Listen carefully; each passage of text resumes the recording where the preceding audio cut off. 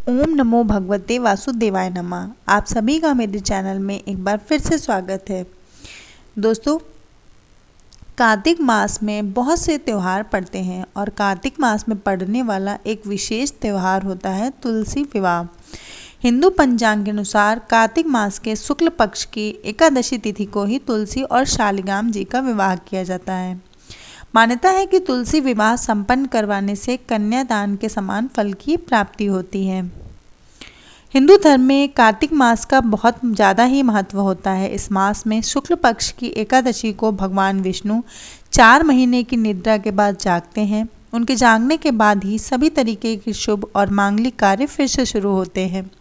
इसके साथ ही हिंदू पंचांग के अनुसार कार्तिक मास के शुक्ल पक्ष की एकादशी तिथि को ही तुलसी और शालिग्राम जी का विवाह किया जाता है। मान्यता है कि तुलसी विवाह संपन्न करवाने से कन्यादान के समान फल की प्राप्ति होती है और मोक्ष के द्वार खुल जाते हैं। साथ ही तुलसी जी और शालिग्राम की कृपा से विवाह में आने वाली बाधाएं भी दूर होती हैं। शादीशुदा जीवन में भी खुशियां बनी रहते हैं। तो ऐसे में चलिए जानते हैं कि इस साल तुलसी विवाह कब मनाया जाएगा। देवउठनी एकादशी के दिन तुलसी विवाह किया जाता है। इस साल 23 नवंबर को देव उठनी एकादशी है, इसीलिए 23 नवंबर को ही तुलसी विवाह मनाया जाएगा। इसी दिन भगवान शालिग्राम और माता तुलसी का विवाह भी किया जाएगा। अब बात करते हैं कि तुलसी विवाह 2023 का शुभ मुहूर्त क्या है। दोस्तों, कार्तिक मास के शुक्ल पक्ष की एकादशी तिथि 22 नवंबर को रात्रि 11:03 से शुरू हो रही है। इसका समापन 23 नवंबर की रात्रि 9:01 तक होगा। एकादशी तिथि पर रात्रि पूजा का मुहूर्त शाम 5:25 से रात 8:46 तक है। अगर आप चाहें तो इस मुहूर्त में तुलसी माँ का विवाह संपन्न करा सकते हैं। तुलसी विवाह की पूजा विधि क्या है।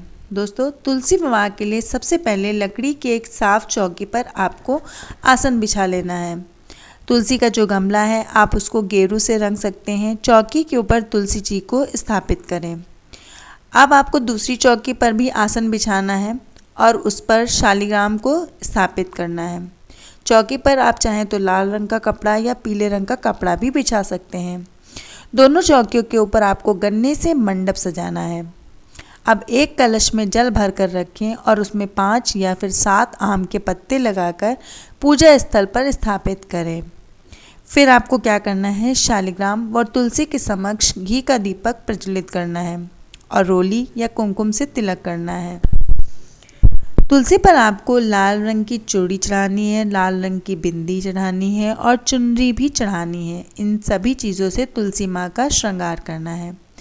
इसके बाद सावधानी से चौकी समेत शालिग्राम को हाथों में लेकर तुलसी माँ की 7 परिक्रमा करवाएं।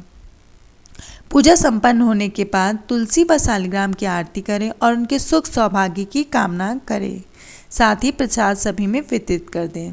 तो ये था आपको तुलसी विवाह किस तरह कराना है, इसकी पूरी विधि।